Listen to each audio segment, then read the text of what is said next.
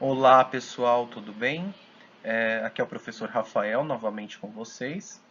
Estou aqui para dar a nossa continuidade à aula sobre triângulos e hoje nós vamos trabalhar com uma relação métrica do triângulo retângulo, que é o Teorema de Pitágoras. De vocês já conhecem essa regra, mas eu estou aqui para a gente estar fazendo uma recapitulação dessa questão aí para esse ano letivo, tá?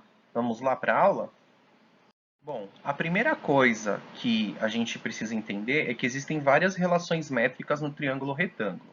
Elas se chamam relações métricas porque através delas nós encontramos medidas do triângulo que são desconhecidas.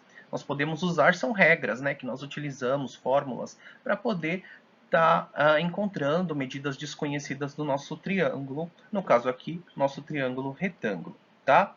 A gente vai trabalhar hoje com uma dessas relações métricas em especial, que é o Teorema de Pitágoras. Tá? Eu vou explicar para vocês mais ou menos quem foi Pitágoras e por que, que ele fez esse teorema.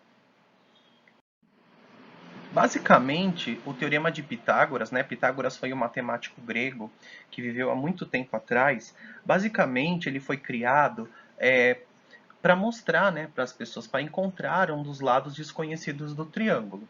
Tá? Então, basicamente, você utiliza o Teorema de Pitágoras, é uma relação métrica, para você encontrar um dos lados desconhecidos do seu triângulo. Para isso, o Pitágoras, que era um matemático, ele desenvolveu uma fórmula, uma representação matemática, para a gente poder encontrar um dos lados desconhecidos do seu triângulo. Vale ressaltar também que o triângulo retângulo é o único que eu posso utilizar o teorema de Pitágoras, tá?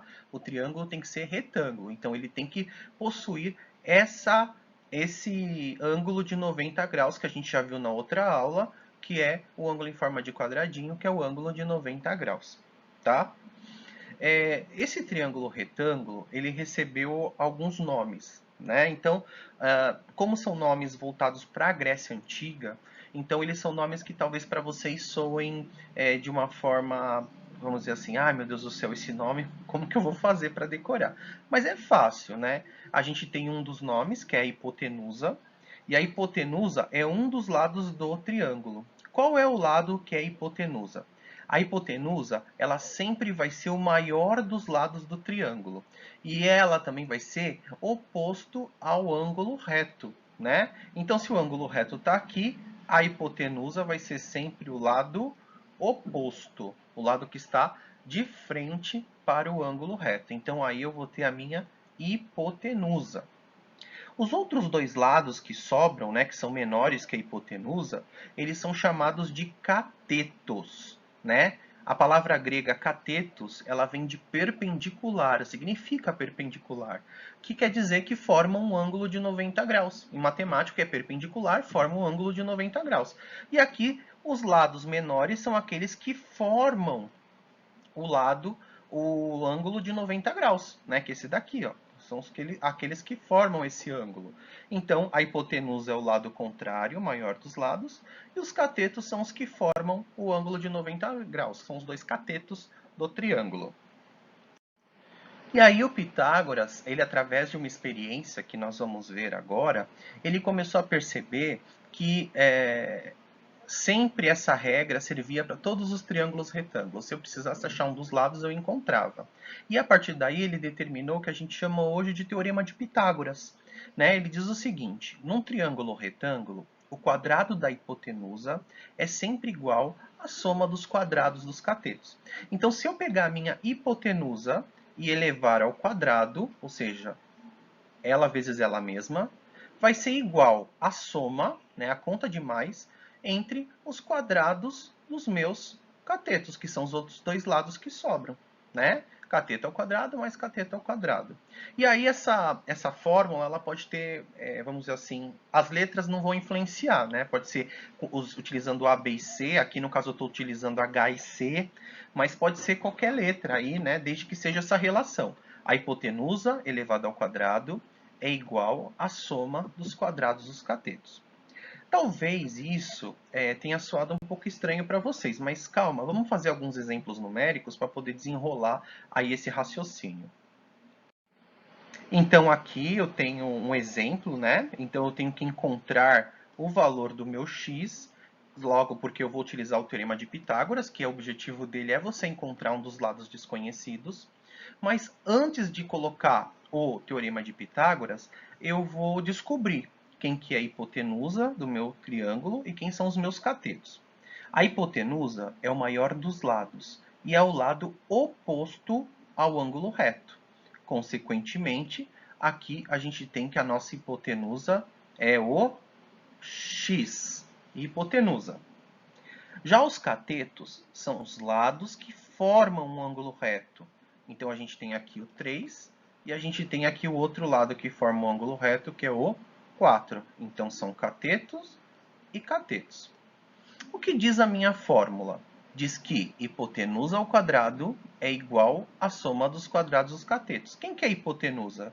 X.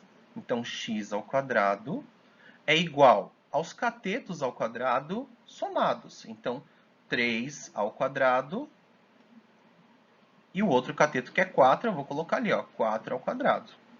Tá? A partir de agora, você tem que encontrar o valor de x. Então, para fazer isso é simples.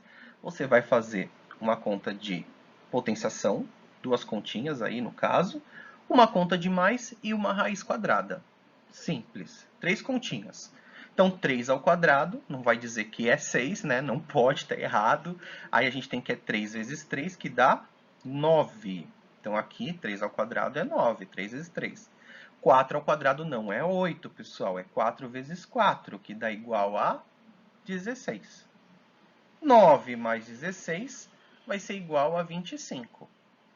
Esse x elevado ao quadrado, esse elevado ao quadrado, a gente quer achar o valor de x, não quer achar o valor de x elevado ao quadrado. A gente vai passar ele para o outro lado. Só que se lembra da regra da equação? Quando a gente passa para o outro lado, tem que ser cooperação inversa. Se é mais, passa menos. Se é menos, passa mais.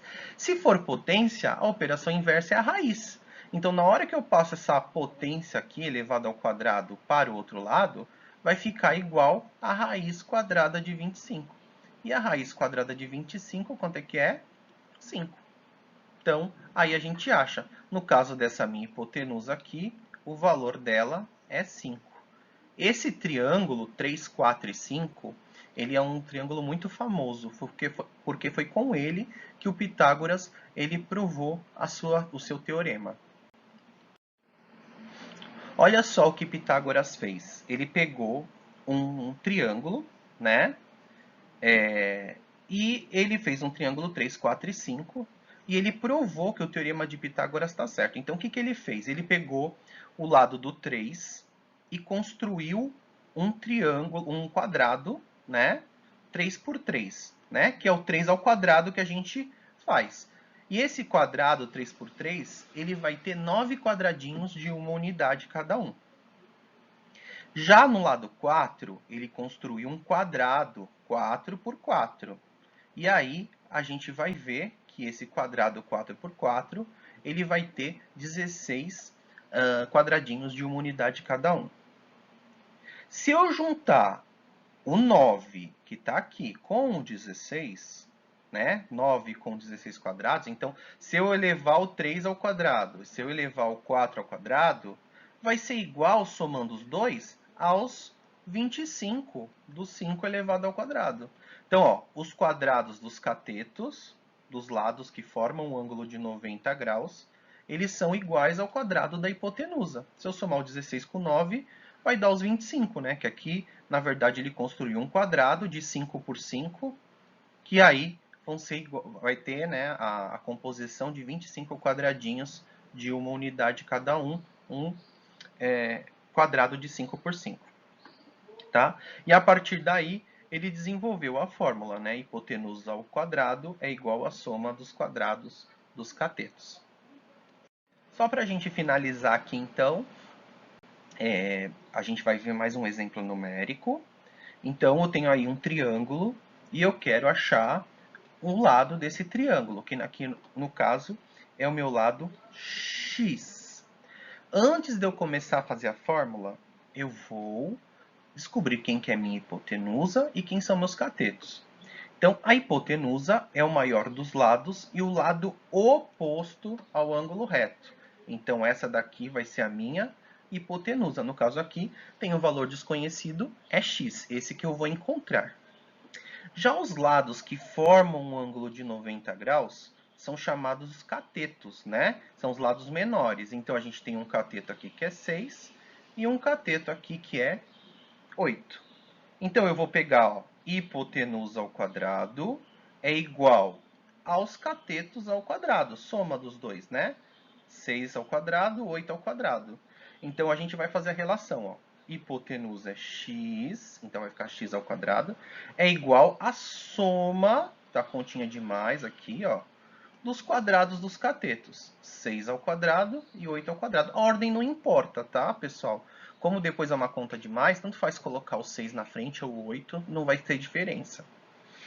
Fazendo aqui a conta, 6 ao quadrado não é 12, pessoal, é 6 vezes 6 que dá 36. E 8 ao quadrado não é 16, é 8 vezes 8 que dá 64. Muito importante vocês não errarem aqui, porque às vezes confunde, né? O aluno faz uma potenciação, faz uma multiplicação simples entre base expoente e dá errado. 64 mais 36 vai ser igual a 100.